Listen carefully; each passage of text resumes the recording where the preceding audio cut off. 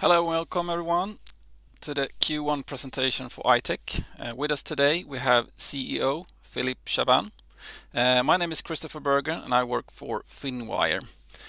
After the presentation there will be a Q&A, so please visit finwire.tv and fill in the form to the right, and I will take up the questions after the presentation. With that said, I hand over the word to Philip. So please take us through Q1. Thank you so much. It's a privilege to be here this day when we launch our quarterly report, first one for the year. And I'm happy to take you through a few slides here. We will then discuss about ITech and its performance. So starting with some general facts about ITech for you who may be new listeners. It's a tech company. The company name comes from Interface Technologies. And we're located in the Gothenburg area, more specifically in the hub, the sites of AstraZeneca in Mölndal. And there's a correlation between our product and pharmacological developments, which we will come back to soon. We're a listed company on Nasdaq First North since 2018. And we are relying then on innovating in biotech and bringing it into the very traditional paint chemical industry. And that is where the innovation comes up. The technology is available, which is an important aspect. It's not a new thing built on hopes. It's available and it's being sold and used. And that is selling to the global paint manufacturers around the world with a focus on marine coatings.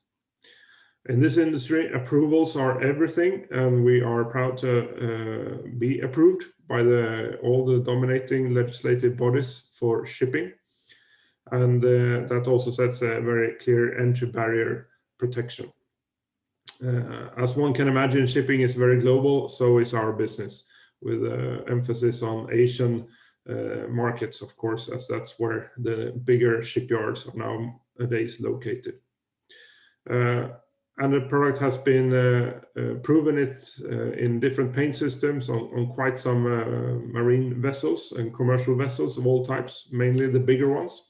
And I will come back to a few slides on what we have seen from such vessels.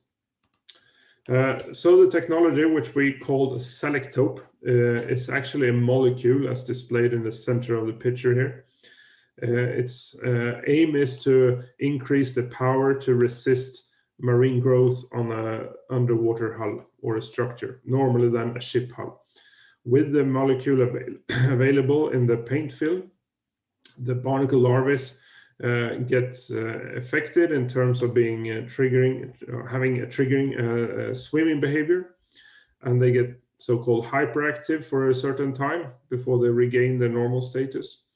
And by that action, they cannot settle on a surface. So it actually creates a flight mode, forcing them to leave the surface. And that's why tremendously small quantities of this molecule can be used, because it has this biological or biotech mechanism. Barnacles at the larvae stage are maybe not so harmful, and people could maybe care less about those, but once they get settled and grow, they build shells. And that's where drag comes in as a big problem for ships who have a high impact on fuel costs. When this molecule is operating at its full effect in a paint film, you can see on the lower picture a test patch applied where Selektope is included, and this comes from Chugoku Marine Paints, and it's compared to a professionally applied existing antifouling coating without Selektope. And you can see the difference after being exposed to quite severe fouling areas in static conditions over a longer time. And this is where the power comes in, and this is where the value is delivered. So what problem are ship owners then potentially facing when they have barnacle fouling? To start with, barnacle fouling is not the only fouling problem. There's other fouling organisms as well, but they are more of the nature of being so-called soft fouling bacterial or microfouling, so to say. Now, they don't create the same drag issue and are not as difficult to clean off as barnacles. So barnacles are the public enemy number one and needs to be avoided at any time. And the effects of that barnacle coverage then is about 36% extra shaft power if the surface is covered by only 10% of barnacle growth.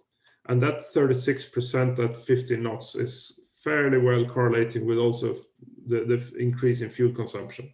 So it's everything to avoid barnacle fouling on a ship hull to maintain an efficient operation, to still make sure other technologies that are invested in and used that are aimed to save fuel also give the return they're expected.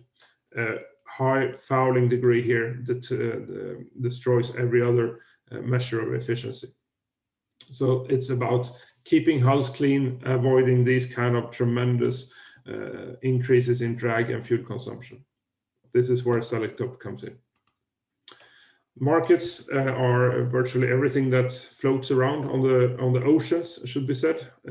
All oceans have a risk of barnacle fouling. Inland waters, not so much.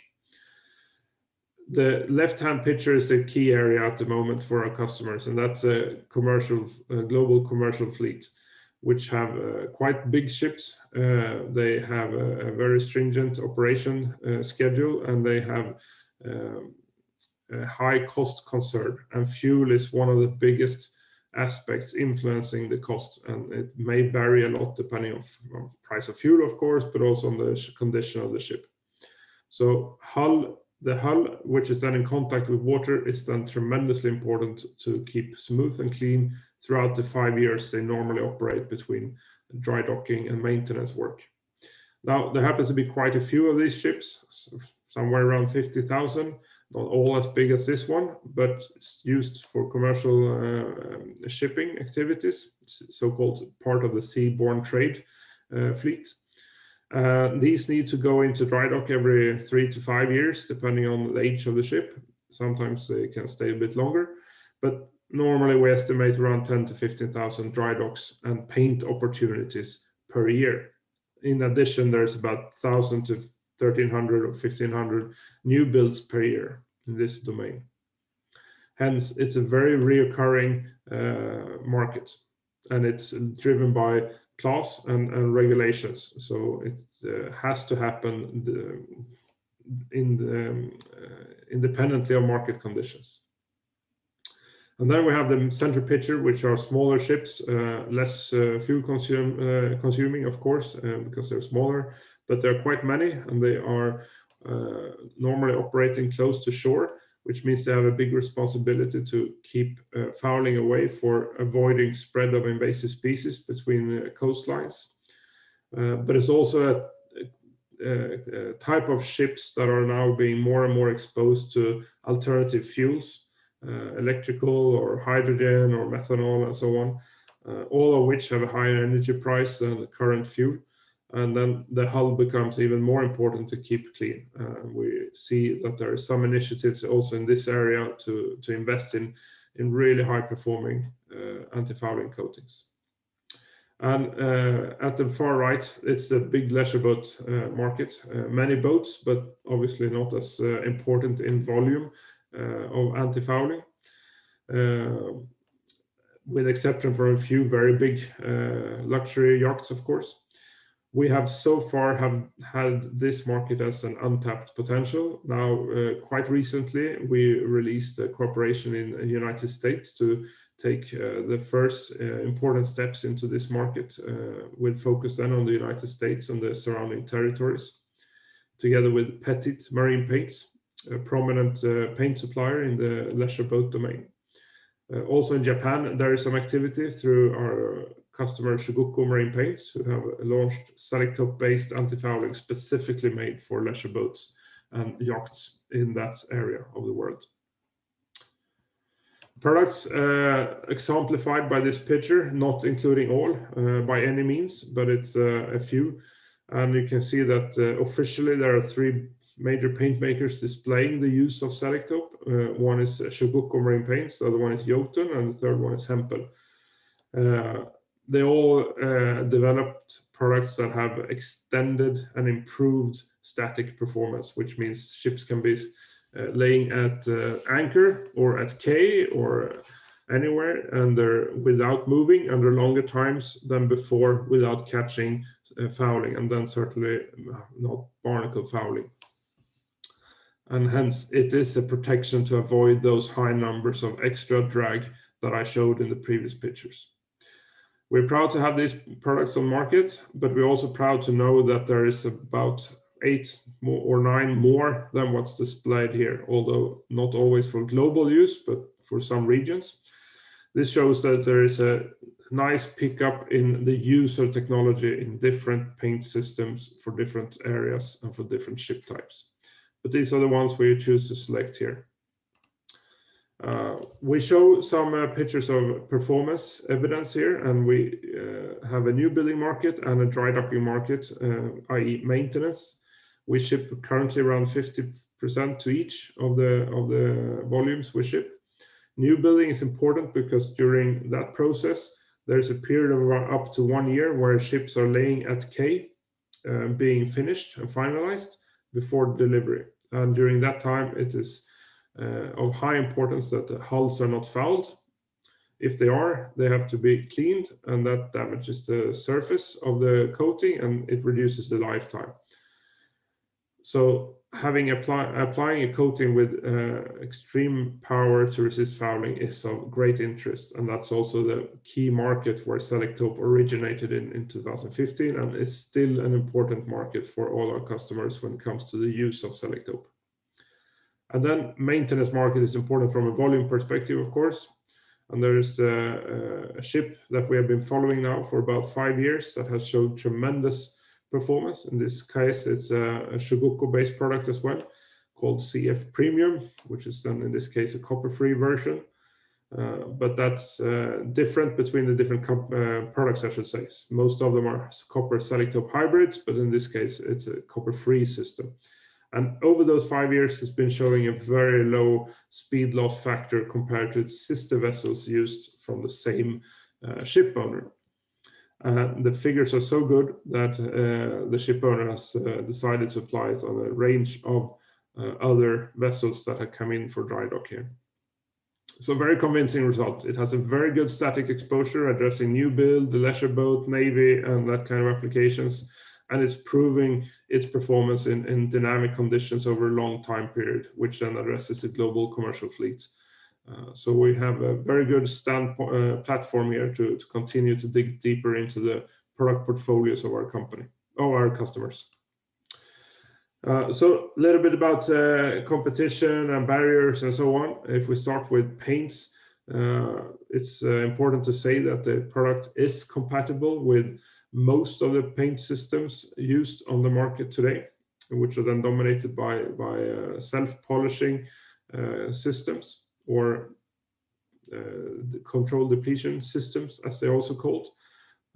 These are the normal ones used and covers 90% of the market.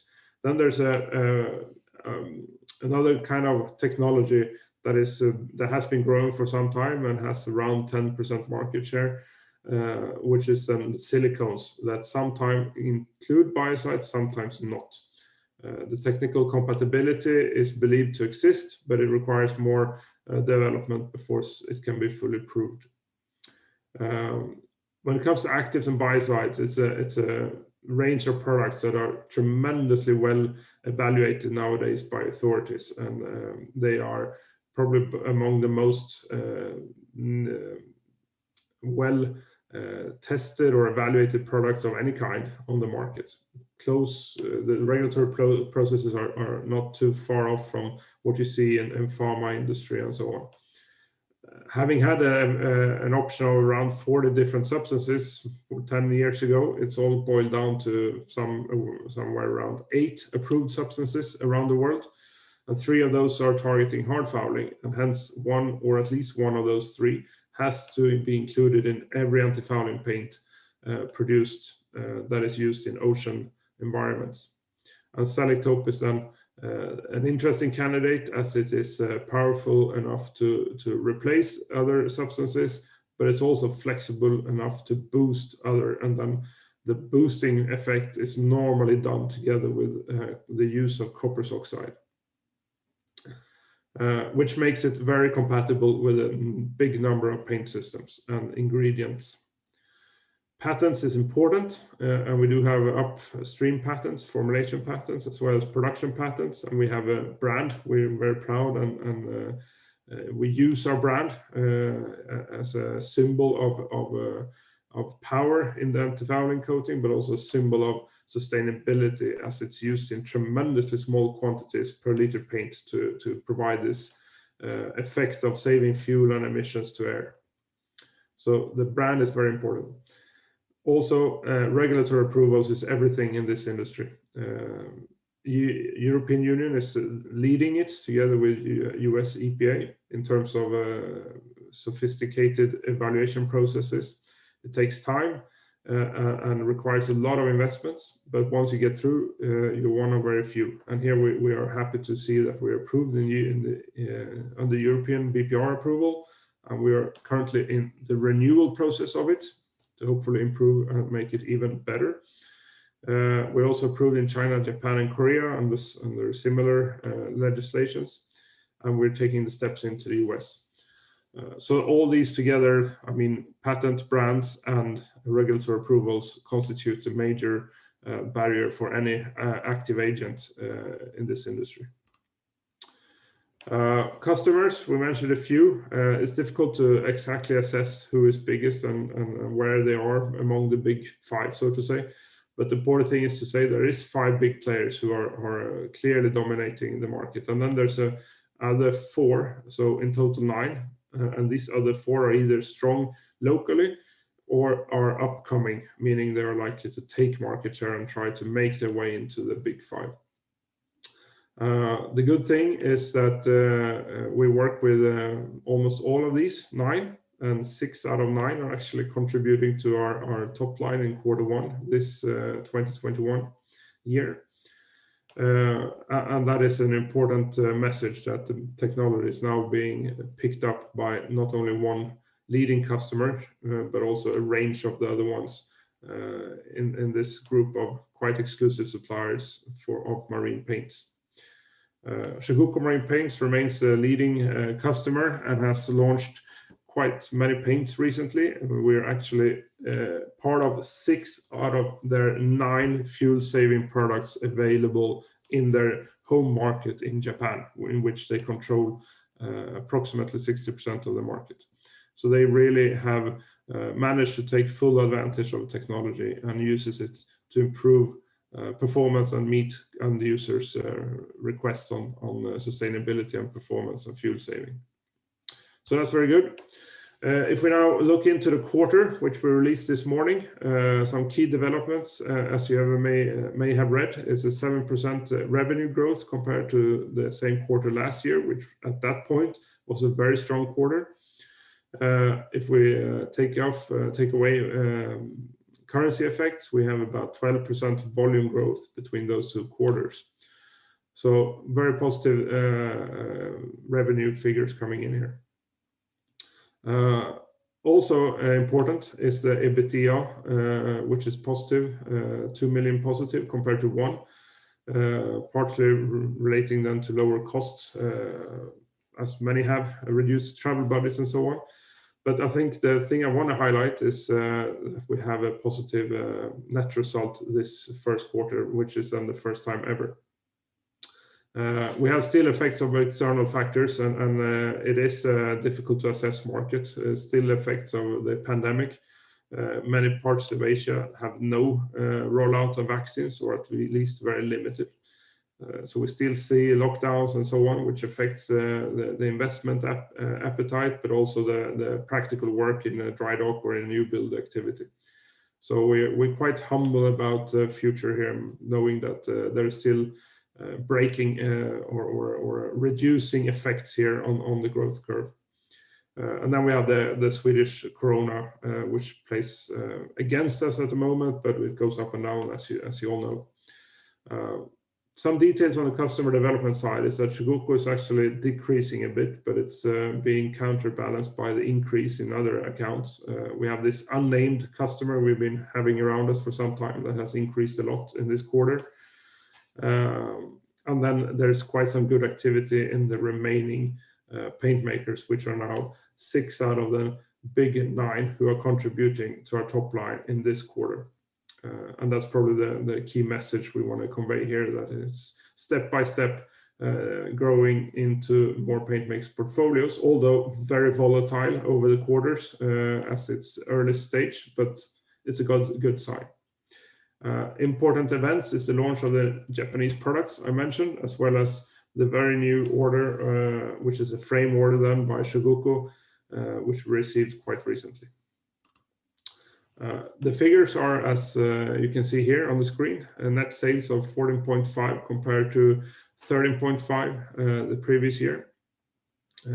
We have a high gross margin, which is a consequence of a good a broader customer mix, I should say.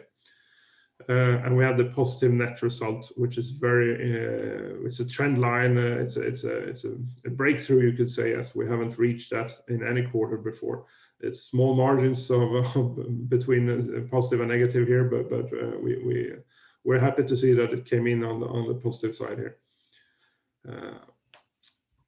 And that is the key things I want to bring up here. We also see, comparing to previous years in this graph, that margins are maintained at quite good levels despite increased cost at some quarters due to the pandemic. Although this Q1 was a highlight, we still foresee that costs will come in on a different level as we see negative developments in India, as an example, where we have a lot of production. Growth trend goes up and down a bit now, and that's relating to Chugoku, has had quite high inventory levels, we have learned, and we think the ramp up of others is putting a shift to the curve, but we're a bit uncertain about how that will play over the quarters ahead. That's why we call it a difficult to assess year, so to say. Finally, I want to highlight the key fundamentals that the industry is now working around, that is impacting and contributing to all the suppliers and actors in this industry, and that's the sustainability agenda, which is mainly concentrated on reduced emissions to air, of course. Shipping being quite substantially contributing to the CO2 emissions, about 2.3 to 2.6% of global emissions. Can make a big impact by using intelligent and novel technologies of all different kinds.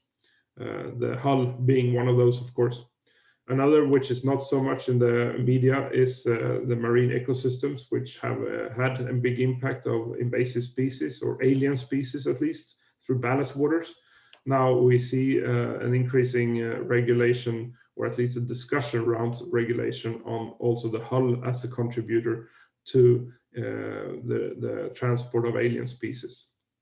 And finally, it's about conserving natural resources and taking the best use of that. Of course, if a natural resource ends up on a ship hull, it leaches out and disappears over the 5 years into the ocean environment and cannot be recycled. With preference, we could be part of the equation of at least reducing those so they can be used on land instead, where you could recycle metals instead. So making smarter use of materials is also part of our agenda. And by that, I thank you, all the listeners, and I welcome some questions. Thank you for that, Philip. Yes, let's start with the Q&A then. Q1 was your strongest quarter ever. What was the main driver for the performance in Q1, would you say? It was a broader customer mix, meaning that we have more customers now contributing to the top line than before. And that was the key difference, I must say, on the top line. On the cost side, it was obviously effects of the pandemic, which automatically implies cost control on a different level than we have had before. I think that goes for many others. So the combination of those made it very strong. We mentioned also the higher gross margin, which is a consequence of having many more customers with lower volumes, which hence contribute to a higher margin in one way. Okay, next question. You say 73% of sales in Q1 came from named customers. How much of Q1 sale was to CMP? They are clearly dominating still. I don't have the percentage figure here, but it's clearly the dominating player still. Yeah, that's what I can say at the moment. Okay, next question. Can you discuss the timeline for products and sales in the leisure boat market? Volumes are obviously lower, but roughly what % of sales would you estimate the leisure segment constitutes in 3 to 4 years? 3 to 4 years, it will likely still be quite low. Difficult to know. However, Japan is rolling out now, so volumes shipped to Japan go either to leisure boats or to commercial ships. We don't know. We know that they do contribute as of this year. In the United States, where the bigger market is for leisure boats, we have informed that we have this collaboration with a major paint maker. We know that there's investment to be made, which is now underway to get the regulatory approval, and that's going to take at least 3 to 4 years before we see any permission to sell in the US. And at that point, there will be gradually increasing. So in the time frame you mentioned, contributions from leisure boat sales will be marginal, I must say. Okay. Next question then. You price SelectTope based on copper prices. Can you raise prices now that copper prices moved up? We are not in a position to raise prices as a consequence of being formulated with or combined with copper oxide in many paints, which means they're already being more expensive as the copper prices increased. However, there are few formulations that are copper-free, as I mentioned. I think our customer who has this product, in this case Chugoku, I think they're seeing an opportunity here to expand that product, and we will see that in higher volumes at some point, as this will be a much more attractive option for them and for the ship owner. But in terms of rising prices, that won't help us. Okay. You mentioned the order you recently received from CMP. Can you talk us through the order and what it means for ITech going further? Yes. We see this order as an indication of hope and forward thinking, which we haven't seen for quite some time. For those who have followed us, we had a similar order in 2019 that is fully delivered. And there's been a few quarters here that we have actually only delivered on spot prices and without those kind of frame agreement of this reason, due to the reason that nobody really knew what this world was to expect. And now we see this frame order. There is light in the tunnel in the terms of planning perspective. So I think that's how we see it. It's a confirmation that people are looking forward again, and there is an outlook of increased activity over the period we have talked about here, which is 2021 and 2022. Okay, what would you say is ITech's main focus the coming quarters? Main focus coming quarter is to continue to keep the costs under control, which will be easy in the sense that COVID still plays a big role in this. But on the commercial side, which is maybe the more important, it's to continue to grow these additional accounts that we now have seen contributions from during this year, this quarter. And when I say that, it's about formalizing agreements. It's about supporting the rollout and whatever challenges that may arise in that. Of course, we have a few customers or potential customers that are still in the R&D phase, which we spend a lot of energy on to bring them forward and help them in those processes. So it's a very focused case, and everything we do is about making sure we have regulatory approvals, which I should mention actually is quite a big investment at the moment for the renewal in Europe, and also stepping in the United States regulatory landscape. Those are probably the most cost burdensome investments we have this year. So obviously that is a focus, but next to that, it's the customers, of course. Okay, thank you. And with the last question there, I think that's all the questions we had for today. So I thank you very much for you taking your time to go through the Q1 for ITech, and hope to see you quite soon again then. Thank you so much, and thank you everyone for listening. Thank you. Have a good day. Bye Thank bye. you. You too. Bye bye.